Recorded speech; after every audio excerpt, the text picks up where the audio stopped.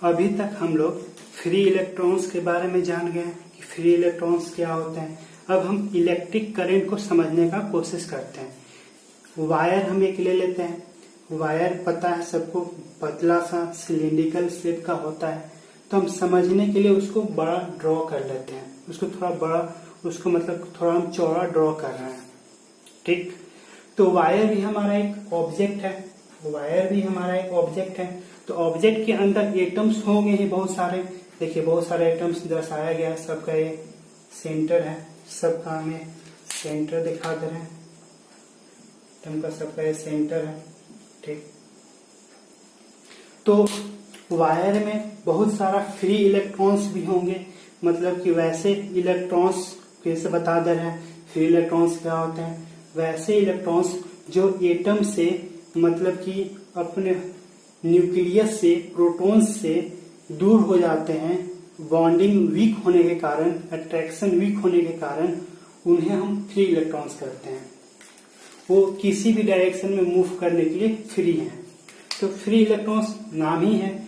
तो free electrons wire में है तो ये इधर मूव करेगा, कोई उधर मूव करेगा, कोई ऐसे मूव कर रहा है, कोई ऐसे मूव कर रहा है। मतलब जिधर मन होगा वैसे फ्री इलेक्ट्रॉन्स मूव करेंगे।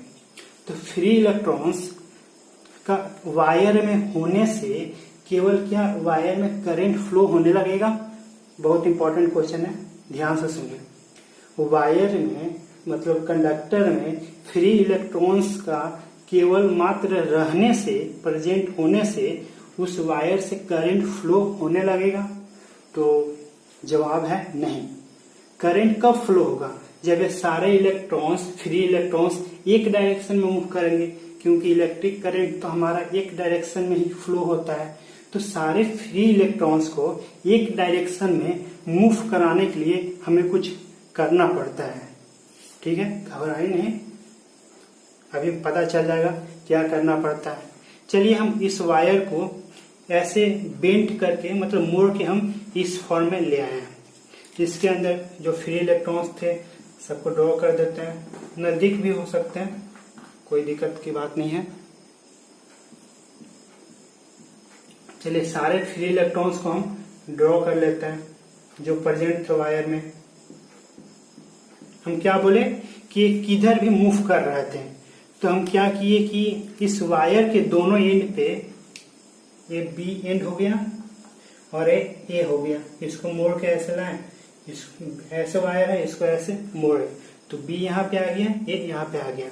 हम इस दोनों एंड पे एक बैटरी हम लगाना चाह रहे हैं। बैटरी कहने का मतलब एक सेल में क्या होता है, बैटरी में दो टर्मिनल होता है, एक पॉजिटिव टर्मिनल और दूसरा निगेटिव टर्मिनल।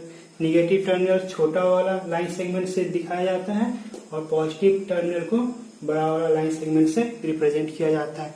तो हम यहाँ पे क्या कर रहे हैं, एक सेल लगा दे रहे हैं। यहाँ पे हम एक सेल लगा रहे हैं, इसको और बड़ा बना देते हैं, सेल लगा रहे हैं। सेल का ए वाला टर्मिनल पॉजिटिव होगा, मतलब यहाँ पे पॉजिटिव चार्ज होंगे, यहाँ पे पॉजिटिव चार्ज होंगे और इस टर्मिनल पे निगेटिव चार्ज होंगे। ठीक, तो जितने भी फ्री इलेक्ट्रॉन्स हैं, जैसे यहाँ का जो फ्री इलेक्ट्रॉन है, पॉजिटिव चार्ज इसको अपने तरफ अट्रैक्ट करेगा, तो यहाँ का जगह खाली हो जाएगा, होल हो जाएगा। तो फिर यहाँ का फ्री इलेक्ट्रॉन्स को पॉजिटिव चार्ज अट्रैक्ट करेगा, तो फिर इधर मूव करेगा, इसका जगह खाली हो जाएगा, तो इसके जगह पे ए वाला फ्री इलेक्ट्रॉन्स आ जाएगा, फिर इसके जगह पे ए वाला फ्री इलेक्ट्रॉन्स आ जाएगा, इसके जगह पे ए वाला फ्री इलेक्ट्रॉन्स आ जाएगा। इसी तरह से सारा फ्री इलेक्ट्रॉन्स एक डायरेक्शन में मूव करेंगे।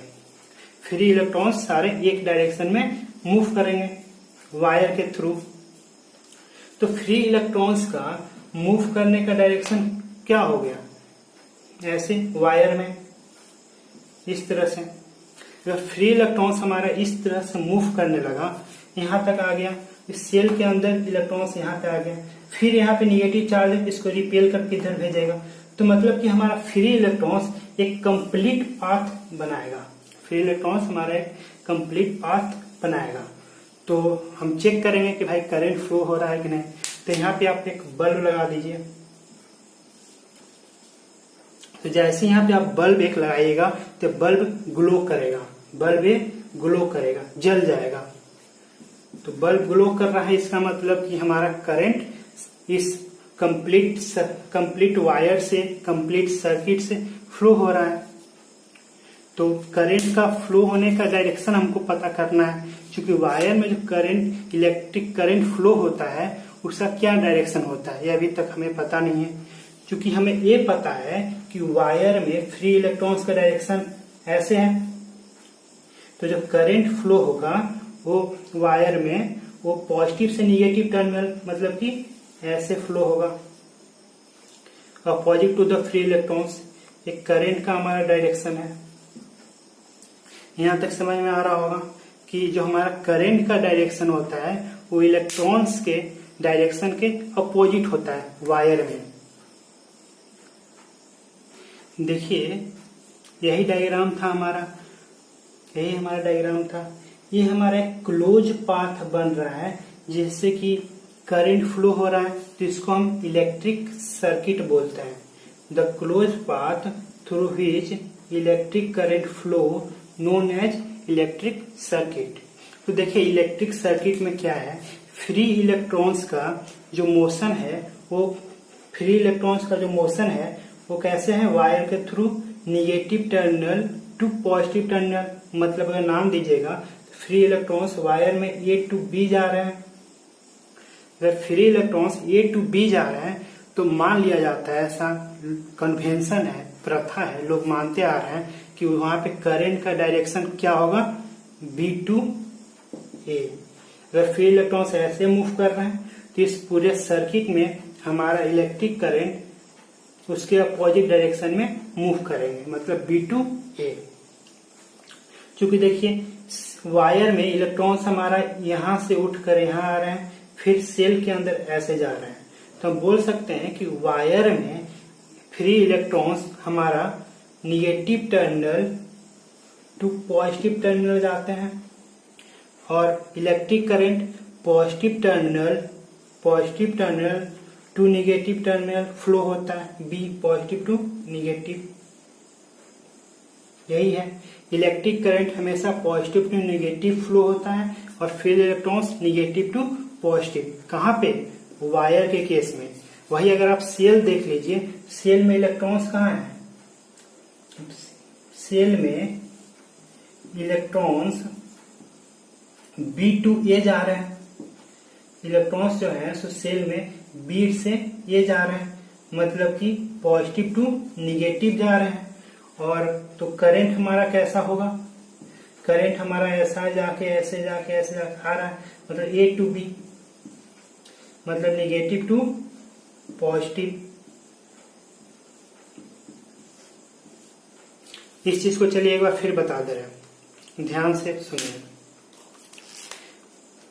अगर वायर में हमारा फ्री इलेक्ट्रॉन्स का जो डायरेक्शन होता है उसके अपोजिट डायरेक्शन में हमारा करंट फ्लो होता है, जैसे इस सर्किट में देख लीजिए फ्री इलेक्ट्रॉन्स हमारा ए टू बी जा रहा है, तो करंट का डायरेक्शन क्या है, बी टू ए।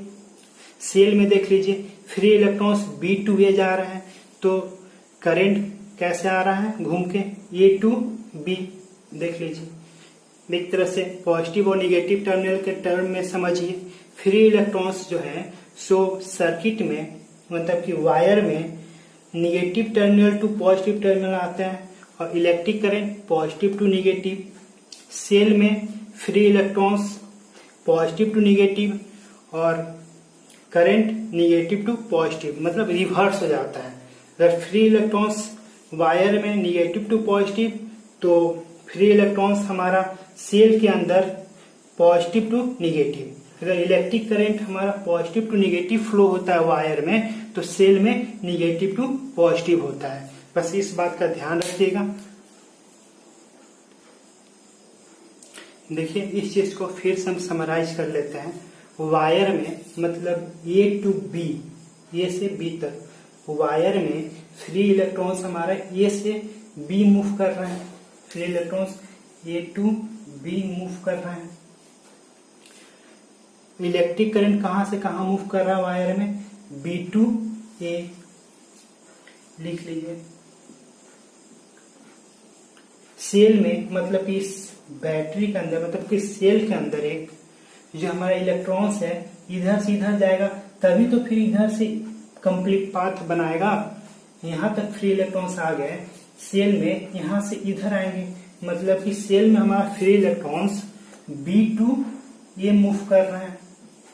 और करंट कैसे मूव कर रहा है, चूंकि वायर में हमारा करंट ऐसे ऐसे जा रहा है तो सेल के अंदर A टू B आ रहा होगा, तब फिर इधर से इधर जाएगा ना, तो सेल के अंदर हमारा electric current A to B move करता है। अब उसी हिसाब से लिख लीजिए, A negative B positive, B positive है A निगेटिव है, B पॉजिटिव है A निगेटिव है, A निगेटिव है B पॉजिटिव है। मतलब देखिए वायर के अंदर अगर फ्री इलेक्ट्रॉन्स हमारा negative to positive terminal move कर रहा है तो सेल के अंदर free electrons positive to negative move करेगा।